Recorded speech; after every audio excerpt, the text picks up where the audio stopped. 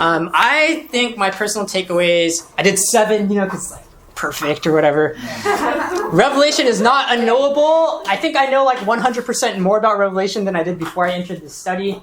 Obviously, it takes a lot of work, right? And I'm spoon feeding you just what I learned, right? And so there are if you knew the Bible that well, which we should, then we would recognize the callbacks. We would know that, oh yeah, I've read my Old Testament, I know what it is. We should be able to do that. So it's not unknowable, but it definitely helps when people have done the work and can show us. I think that God's character is very clear in the Bible. Again, you have 7s and 6s. There's a dividing line there, and even though sometimes we fall in the gray, that's not right. It's not right. We do need to be on God's side, or at least be covered by Jesus' blood, right?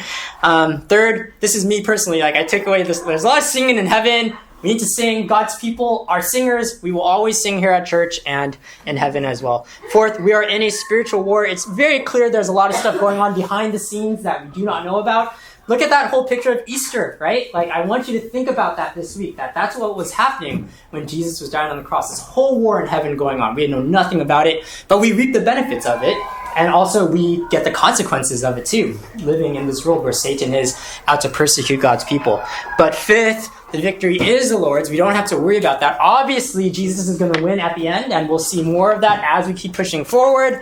6, you see this refrain being repeated a lot, and I didn't read it for us, but you'll see that it's a call for endurance and faithfulness, and that's what we need to take away from this. Very clear. We are to endure, we're to be faithful to Jesus and his gospel. And then here, callbacks are everywhere in Scripture, and to relate it to what I talked to you about Avengers Endgame, God is the one who is the director, who is the screenwriter. He writes Scripture, yes. Okay, John was the one writing it, but it was God who was working through him and telling him what to write. God also writes history. He's the one that's working throughout all of this going on. And God also writes our lives too. So my encouragement ultimately for you is to endure, be faithful, know that God is sovereign and in control out of all of this. He did this entire book.